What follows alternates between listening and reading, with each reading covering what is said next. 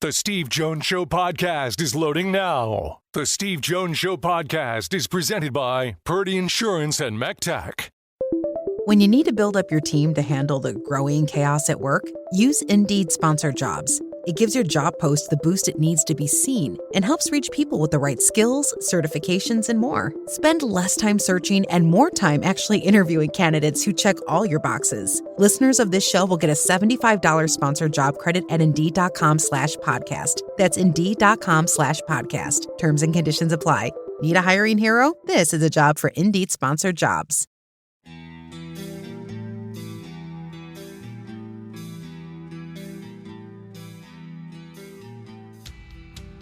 Bringing you an in-depth look at Penn State sports and more. This is the Steve Jones Show on News Radio 1070 WKOK. The Steve Jones Show is presented by Purdy Insurance and MecTech. Now, here's Steve Jones. And this half hour is being brought to you by MecTech Incorporated and Diversified Construction. MecTech Incorporated is a professional engineering and land surveying company. They've been providing civil engineering and survey services since 1971. Diversified Construction offers a variety of construction services, varying from accessible home modifications to commercial and light industrial construction. Together, MecTech and Diversified are proud to be the consumer choice in the Susquehanna Valley and beyond.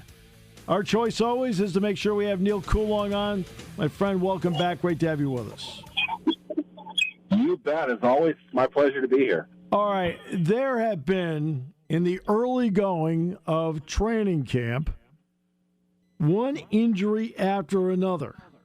When you talk to people around the league, why the rash of injuries when there isn't a lot of contact out there right now? You know, if they're on the San Francisco 49ers, I think there are people that have a couple theories. But I think as a non-doctor, I think there is something to be said about what exactly they are doing in the off-season versus the first part of training camp. I've always said this, I you know, it's kind of sick of me to say, but I refer to it as the Des Bryant situation. You get a guy that hasn't done enough to prepare himself, to prepare his joints, his ligaments, for training camp, for the rigors of an NFL season, and you get out on day one and go 100%, bad things seem to happen. And I think within training camp you get a lot of that. But I don't know, truthfully, if the injuries that we hear about now versus 10 years ago, 20 years ago, is not more of a reporting concern rather than stuff that maybe they could get away with, or the immediacy of it isn't apparent right away. Right now, you've got, you know, the 15 reporters for every team, right, both on the field and in the stands, tweeting out everything that's going on during a training camp. And somebody goes down, they get helped off the field. It's an immediate story. I know that because that's what my people do. Yeah. People want that. They want that information. So I think we have a tendency to over-report most of what happens, and that creates the noise, I think, that might make it feel like there are a lot more statistically. Now, we'll never know. There's no way the league is going to keep accurate record of that, and it would take a very industrious, intrepid person to track that down over the years by every team. But you definitely see more of it. I think to some degree it's athletes that have kind of had a generation or two of players telling them, take care of yourself, pace yourself during camp. So they don't, you know, I'm not saying don't work hard in the off season, but they aren't perhaps going full bore in the off season because they're saving themselves for training camp, and they get out on the field in training camp. Maybe they're overdoing it a little bit, taking too hard of a cut where they otherwise, you know, wouldn't have an issue. A friend of mine from high school was a draft pick by the Texans, and he blew out his ACL in spring camp 2 years in a row. And a large part of what he said was, you go hard and you know, off the outside of the team when you're preparing yourself for camp, but when you get out there, the competitive juices start flowing, and you go harder than you probably should, and things snap, and that's basically what happens. So I think there's multiple factors at work, but the human body can only take so much. And I think at the same time, you have people that are reporting probably a lot more than they have in the past. It creates a sense that this is occurring far more frequently than it ever did. Obviously, it's a physical sport. They don't have to be hitting each other for it to be physical, though. It takes a toll on your body. Sinking and driving off of, your plant leg is going to have a detrimental effect after a while to your knee, to your hips. Things like that happen, and you hope not to see it during training camp. You at the very least like them to get on the field when their salary is going to be guaranteed. Yeah. But we're seeing the results of a physical sport gone awry. I'm going to go to your backyard, and in the backyard, Kyler Murray over J.J. McCarthy. I know you are not shocked. No, I think you wouldn't have brought Kyler Murray in if it wasn't to start. So I think the deck is very much rigged in his favor anyway. But I have a couple very good friends who are Vikings reporters. They say it really, objectively speaking, it's not close. Regardless of why Murray was brought in, if you're just looking at the two of them, it's not close. It's obvious that Kyler Murray has played a lot more snaps. Maybe more importantly, this is a factor as well. He knows how training camp works. He knows how the simulated stuff works. And he just looks far more advanced than McCarthy does right now. I don't think that's a bad thing, though. I don't think that McCarthy, with 9 starts under his belt, has to be more advanced than, 7-year pro, talented one in Murray. I also don't think that McCarthy's going to go the season without playing either. So, he's going to have his opportunities to go. But Murray was their guy. He brought him in. I think what it speaks to with the Vikings more than anything is just a front office that probably didn't see eye to eye on some things. They had to make a big move this offseason in letting Kwesi Adolfo-Mensah go. And in doing that, I think he might have been more of the driving force with McCarthy. But Kevin O'Connell will even say, we wanted to bring in to develop a young quarterback. This is part of McCarthy's development. I don't think it's over for him, but they brought in Murray because they need a veteran that knows what he's doing, that can play right now. And we'll see how well he does. We'll see where McCarthy ends up. I think he's a backup right now, and that's not necessarily a bad thing. Steelers, of course, will get going with preseason games. I'm not going to sit here and pretend I remember how Mike McCarthy handled Green Bay. I'm not going to pretend I can recall how he handled Dallas. I know I've asked you this already before, so it's a repeat question, but any idea how he's going to handle the Steelers in the preseason in terms of the veterans? Well, they kind of hinted at it today. The practice was moved inside due to weather, but he did speak. And what I got from it really was he would like to see all of them play. Now that's a wish list. That's not a set plan. I cannot imagine Aaron Rodgers is going to see action in the preseason. If he does, it's not more than a series, maybe 2 at most. The point here really is to kind of iron everything out, and they have to give the younger quarterbacks the most opportunities possible. I mean, we used to joke around about the Landry Jones Bowl, which was back then when there were 4 preseason games, and the 4th one was always against Carolina. It was the Panthers and Steelers, and Landry Jones had by far the most amount of passing yards in that series because he played pretty much the entire game. I mean, you had your set quarterback. The Steelers really have to give extended looks, I think, to the 3 other quarterbacks that they have, not just for now, but for the future. You got to give them an opportunity to look at various different situations, see how they do within them. And I don't mean it has to be leading scoring drives. How are they handling the play calling? How are they handling audibles if they give them the ability to do that? They have to organize the offense, and they have to run things a certain way. That's a basic foundation principle of a quarterback. It's not just about your success. How are they handling progressions if and when they come up?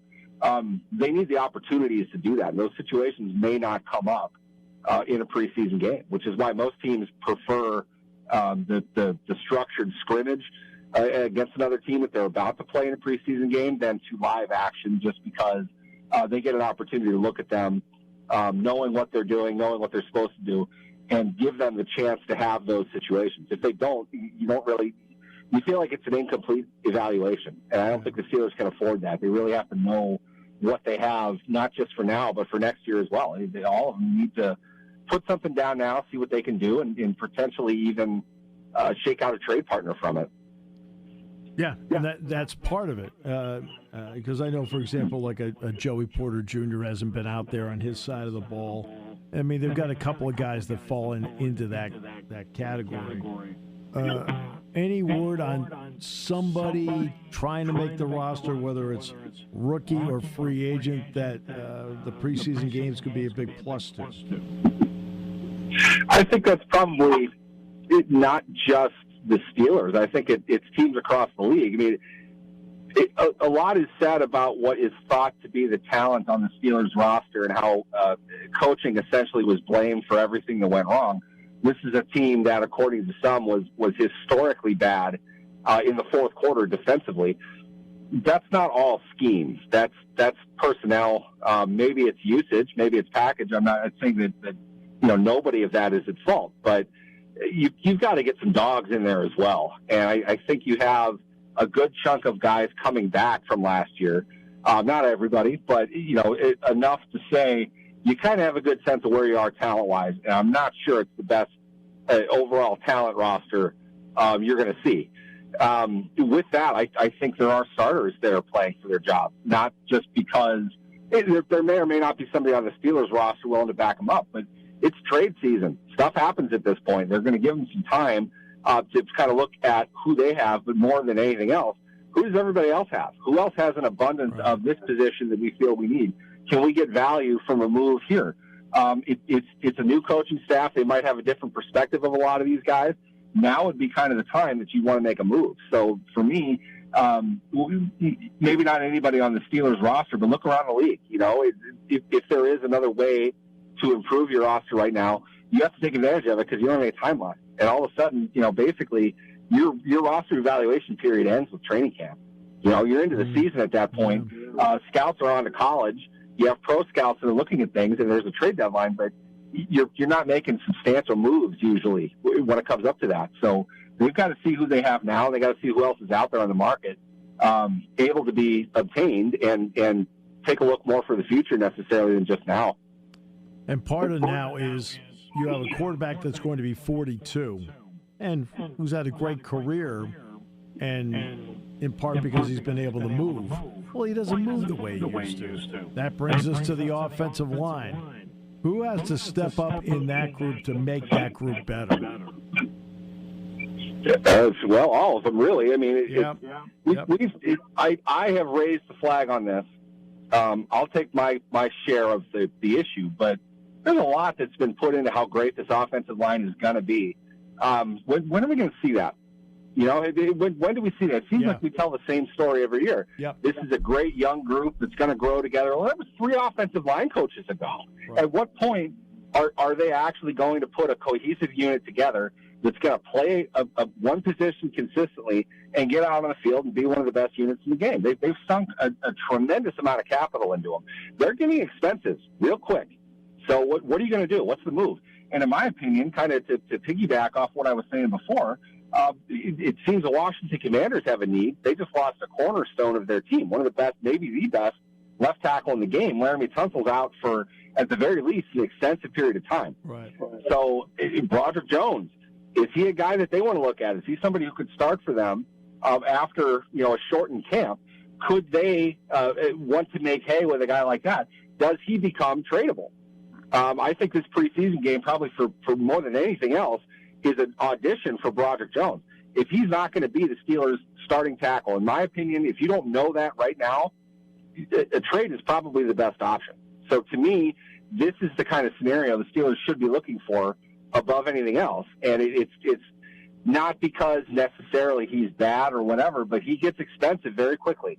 If you are not certain that you're committed to him yet, and I would say not picking up his 50-year option would be a part of that. Yep. If you're not certain of that, you really need to make a move. And to me, that'd be a smart move to make. Washington might need to make it. But when you draft 3 tackles in 4 years, you have a surplus, plain and simple. If after that much capital has been invested, you are still not sure who your offensive line is, you've got deeper problems than just the guys who are out there. So to me, you've got to do something about it. I would like to see the offensive line, with the continuity they ought to have, be able to step up as a unit, because now they're veterans. I'm not talking about IMAX. I'm not sure he really counts as a veteran, to say the least. But Dylan Cook played pretty well in the time he was in there. We saw great things out of Troy Fatano. We should have good tackles we should be able to see good tackles going into this season. And the strength of the team really is on the interior line. So I don't see any issues with that. If we're still going to hear they're coming together, if we still see mental mistakes, you've changed over your coaching staff too often on the offensive line, and you've wasted a ton of capital because of it. This should be a unit that plays well for 17 consecutive games. And I think it's at the point now that there aren't any excuses left. They're going to have to. And the other part, they need this group also in the running game. I mean, a really good cohesive offensive line, you take an average running back, and he become good to very good. Because the Steelers don't have a great running back on the roster, you and I know that. Yeah, I think they've got good pieces. There clearly isn't one of them that can go all day. To paraphrase Adrian Peterson, there's not one of them that's going to be the three-down guy. That's why they keep signing guys. And the last one they signed was the team MVP, and let him walk. I'm not sure what that exactly says about what they feel about the running backs that they have, but this is a group that should be able to run block. Mason McCormick is a run blocker at heart. They want to attack downhill. They need to be able to do that. If they can step up and do that, getting to your point about the 42-year-old quarterback whose best season was at least 6 years ago, they're going to need to find a way to take the pressure off of him and maintain possession and continue to move the ball down the field. Take some pressure off the defense. They run well in some situations, but they're not a team that can line up and get it on the ground whenever they need to. And that, to me, is really the difference between a championship team and an average team. And you look at the Final Four in the NFL last year, every one of those teams ran the ball very, very well. It might not be the focus of their offense, but they were a very effective running team. And the Steelers had not been an effective running team in a very long time. They've set up some guys to have some success, but game in and game out, they're not a good running team. And that's something that has to change. Again, with the investment that they've made, with the risk that they're taking, I don't want to say ignoring the quarterback position, but that's largely what it is. Until they've really made an investment that matters in their overall passing game, their run game is going to have to get a lot better. I mean, that's really where they've put the money, or I should say the capital. Their draft emphasis has been on the offensive line, and they need to get more hay out of that. And to your point, I agree with you. That really should be most noted in the run game. We'll see if they're able to do that. Yeah, we'll find out. And then, how do you look at the linebackers on this team? I mean, obviously, Watt can play the defensive end. Hayward's just an age marvel. But what about the linebackers on this group? I think, without getting too deep in the weeds, but I think Patrick Graham, one, is going to be the team's biggest acquisition. And two, we're going to see a different Patrick Queen this season. I think Coach Graham, the defensive coordinator, does a lot of great things with his linebackers that aren't necessarily stat producing.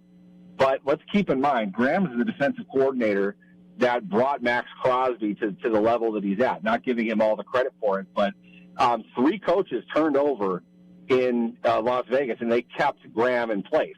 I'm going to guess that's because Max Crosby really likes him.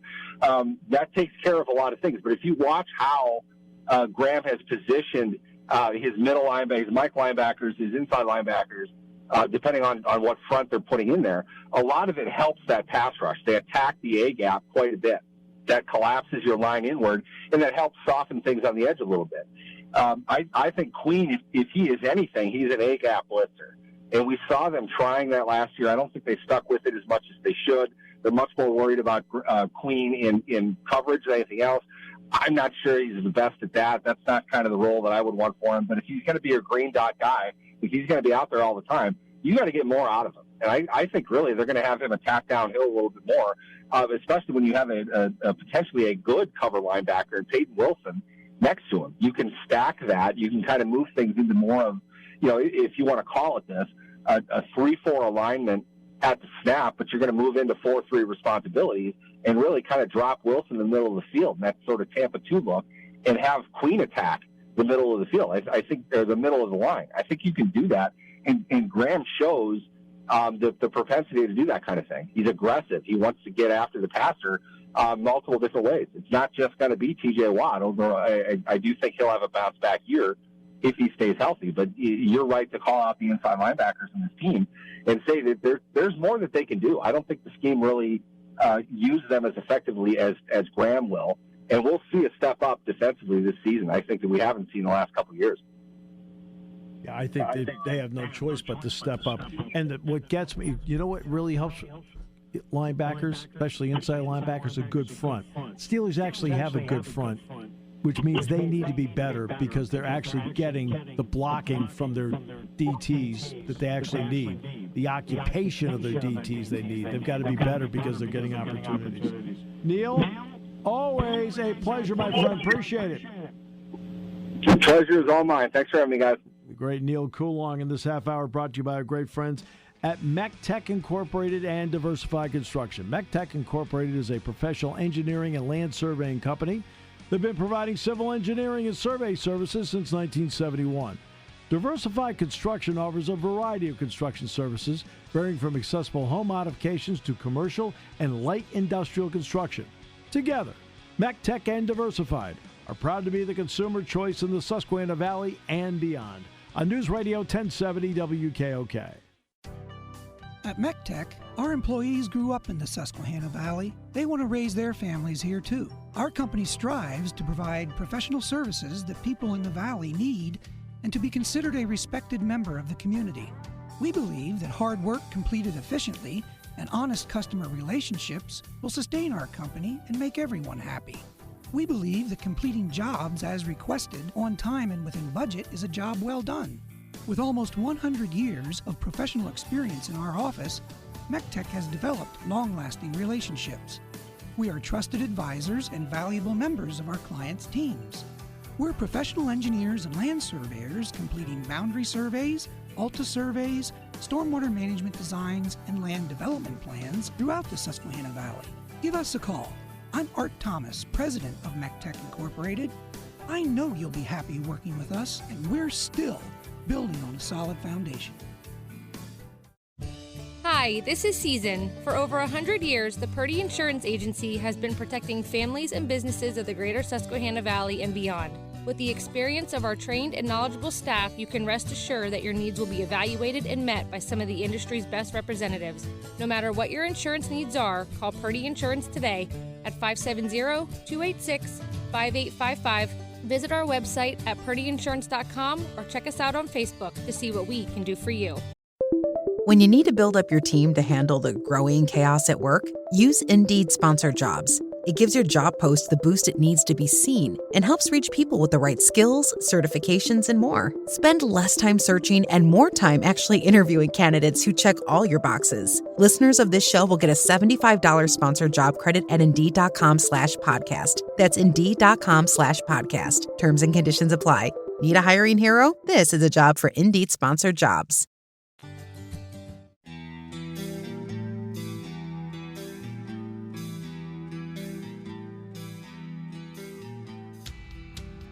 Bringing you an in-depth look at Penn State sports and more. This is the Steve Jones Show on News Radio 1070 WKOK. The Steve Jones Show is presented by Purdy Insurance and MECTech. Now, here's Steve Jones.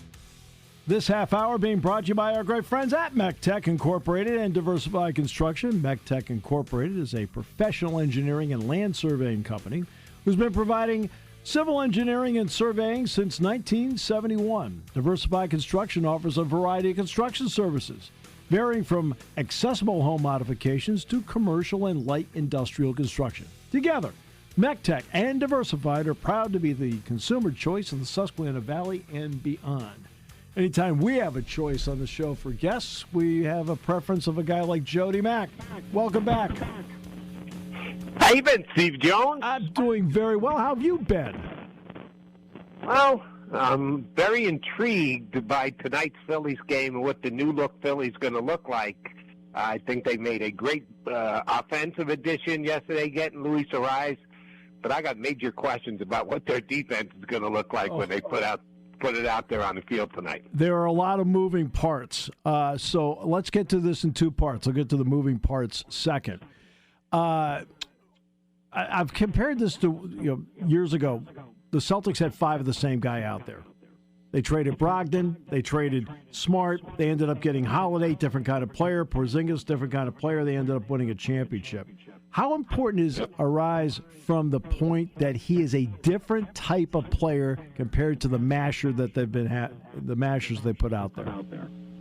Well, there's a reason why I think he's going to be in a Philly uniform tonight, because Dave Dombrowski et al., the entire team, realized we don't have a guy who just puts the ball in play. We have very similar players, good players when they're hot, very good / great players, but they're all similar type players.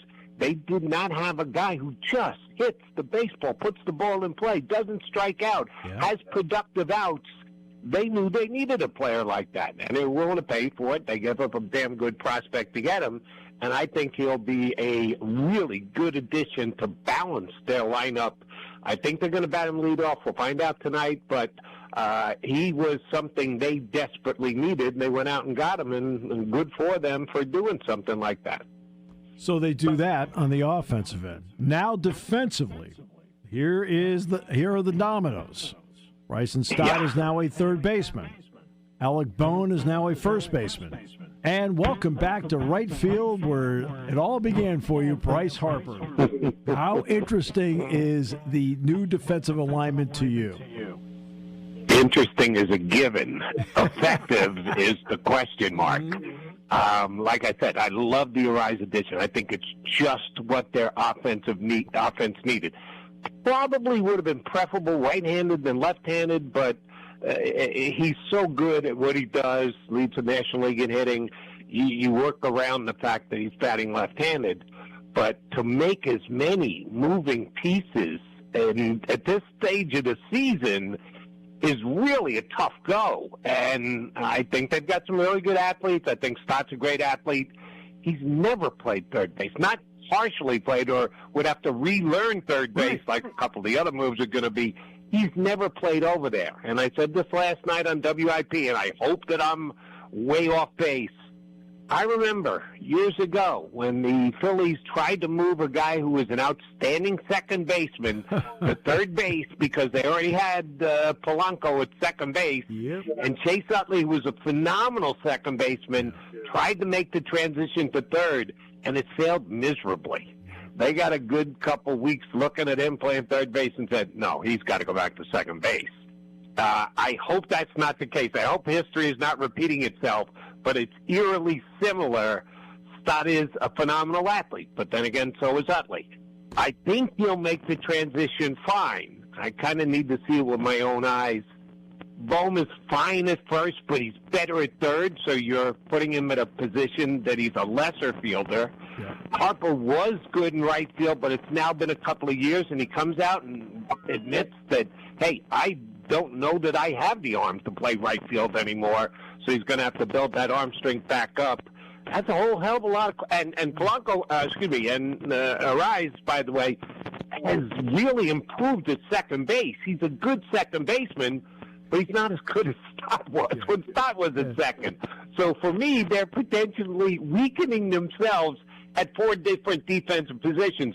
That's not something you usually want to do in the middle of a season. And by the way, my advice to Arise would be, if the ball's hit to Harper, go a little further out on the cutoff.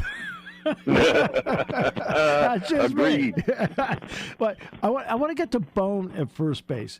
I think he's capable of there.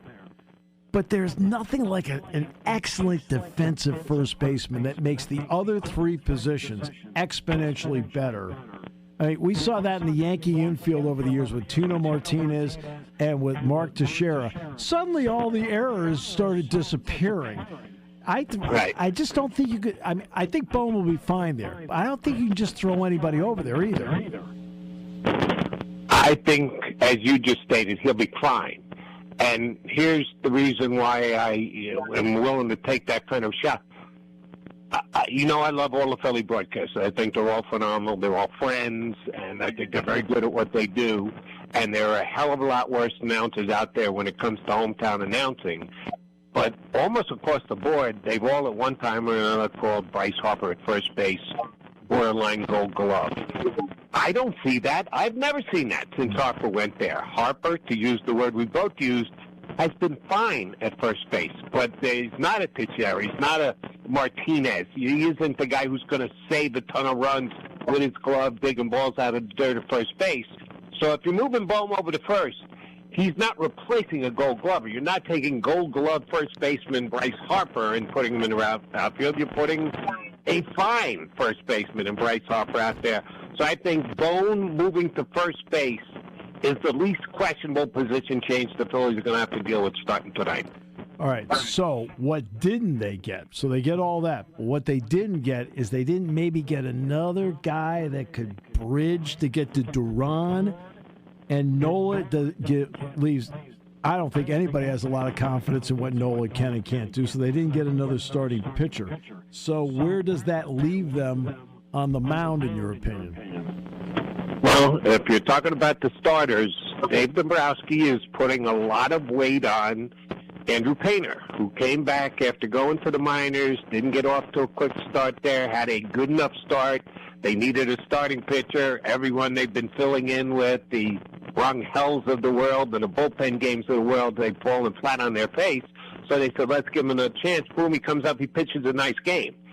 It was one game. And was it enough for them to say, yeah, okay, now we don't need another starting pitcher?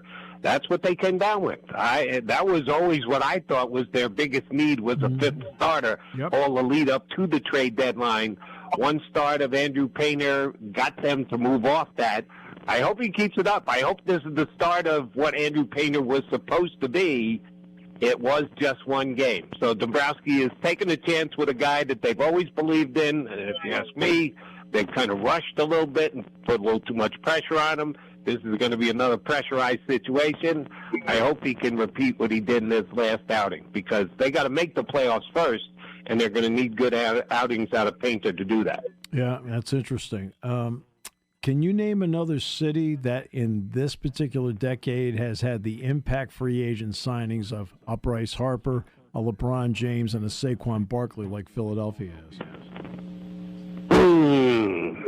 Maybe not that threesome. The Dodgers have signed some pretty damn good free agents. Oh, they have. Both Sure. at home and abroad, and it's equated to 2 championships, and they're on their way to another with the Scooble trade this week. So if not Philadelphia, L.A. would be the only other town that I would suggest has had that kind of success at pulling in free agents. So now let's go back to what you and I just talked about with Arise, a different kind of offensive player. So the Sixers, we already know, made the trade for Brown. Okay, they already have Maxey.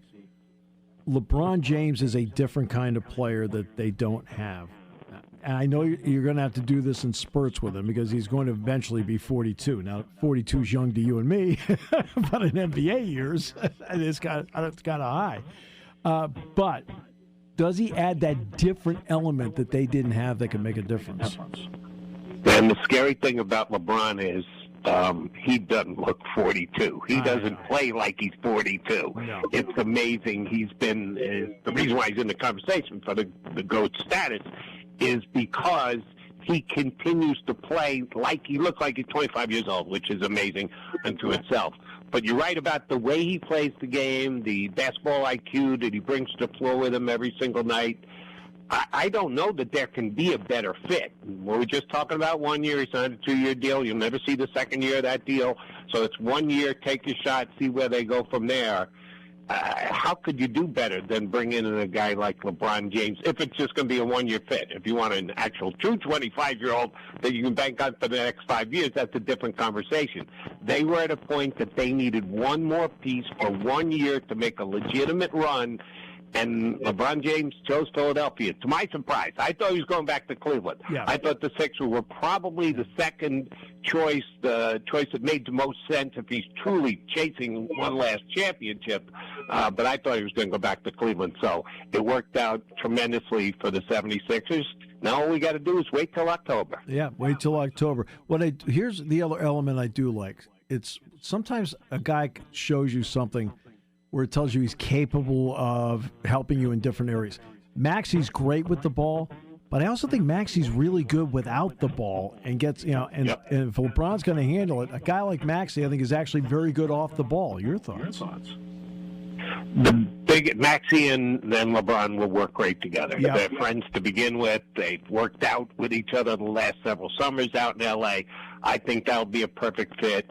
Jaylen Brown is one of the most prolific scorers in the NBA. He's going to have to realize he's not going to get as many shots, but I think he'll be okay with that.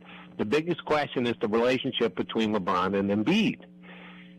It may be great. He may push Embiid, and Embiid may accept the challenge and take his game to another level and work ethic and everything else, and that's what everybody is hoping for.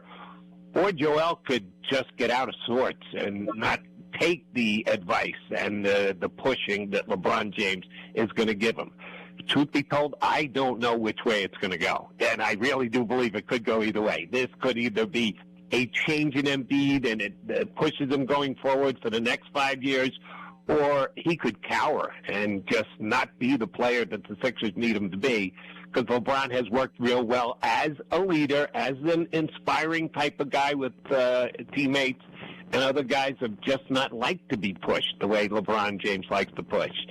Have to hope that Joel takes it all in and he uses it as motivation. If he does, the Sixers are legit championship contenders. The Eagles, it's training camp time. So, pluses going into training camp, in your opinion, about how this roster can look, and concerns about the roster? Roster's fine. The bigger concern to me is Sean Mannion, to have come from 1 year of coaching, never called plays before, to get elevated that quickly to offensive coordinator. Again, could be great. He could be a boy genius. He could be the next star offensive coordinator who eventually becomes a head coach. Or he could just be woefully overmatched. The one thing I think Eagle fans are going to have to incorporate going into the season is you got to be a little patient.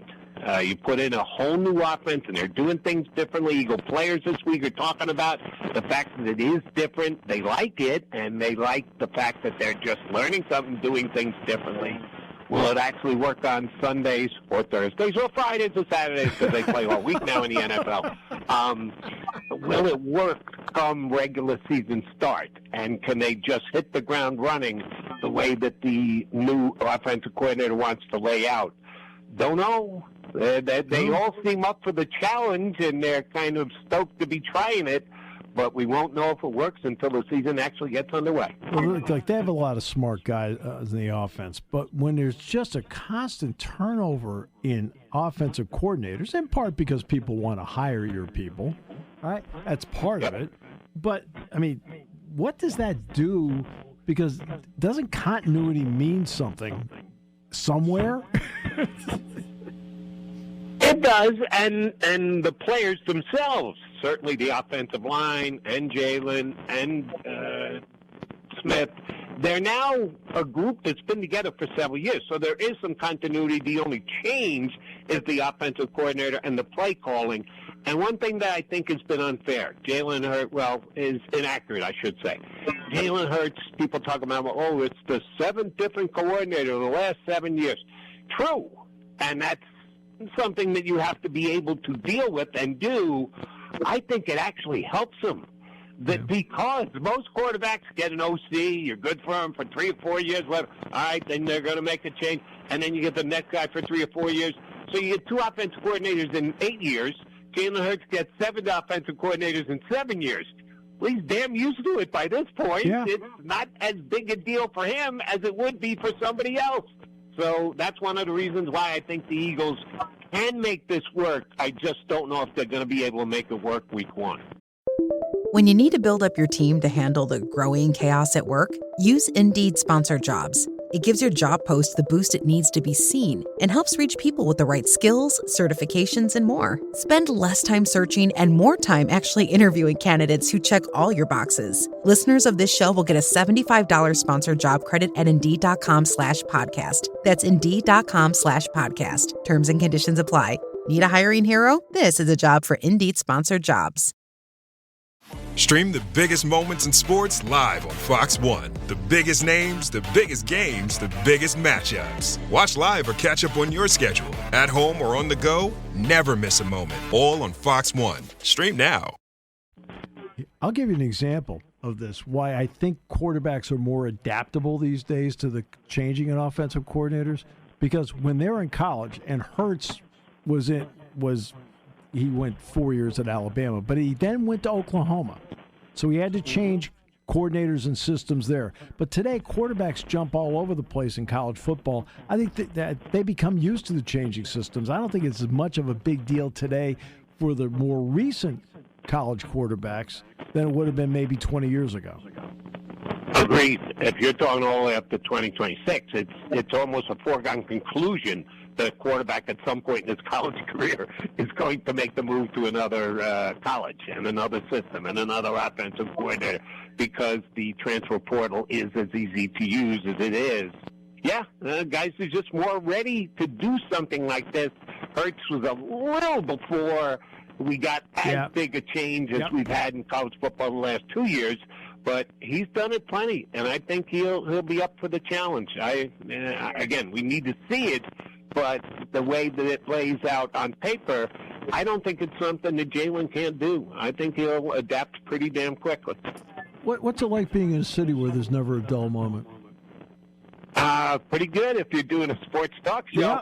They're keeping us busy, and the Eagles will. Hopefully the Phillies do right up until the Eagles, and then kind of transfer into the Eagles, and then add the Sixers to. And the Flyers had a damn good year last year, and they are so far on the back burner. It's kind of unfortunate for them, but yeah, the Philadelphia sports scene is keeping us busy these days. You're the best, my man. I always enjoy every second I talk to you. Thank you so much for your valuable time. Anytime, Steve. You know that. Thanks, brother. All right. Then that is the great Jody McDonald.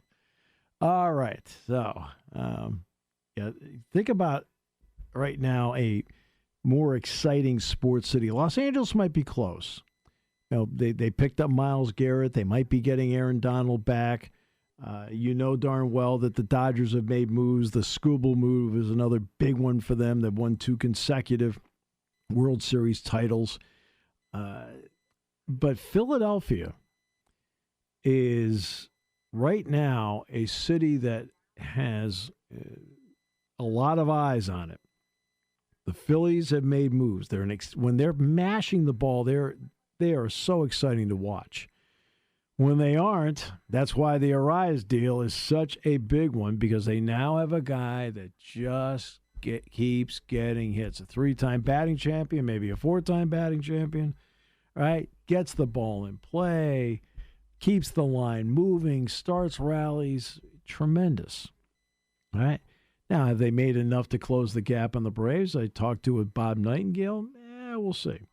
But the key is to get to the playoffs. The Eagles, they're Super Bowl contenders. Hurts, Saquon, Devontae Smith, right? How they drafted. Jalen Carter on defense.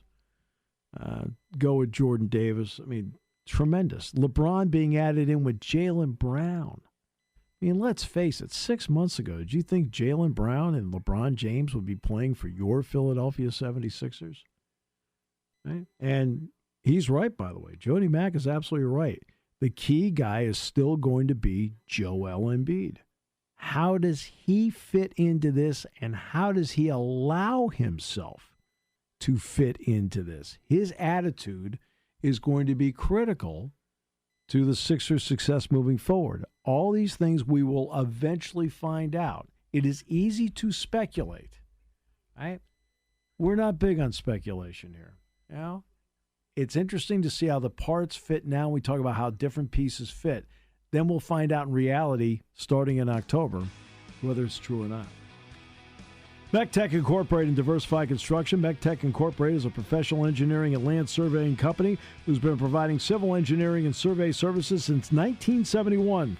Diversified Construction offers a variety of construction services, varying from accessible home modifications to commercial and light industrial construction. Together, MacTech and Diversified are proud to be the consumer choice in the Susquehanna Valley and beyond on News Radio 1070 WKOK.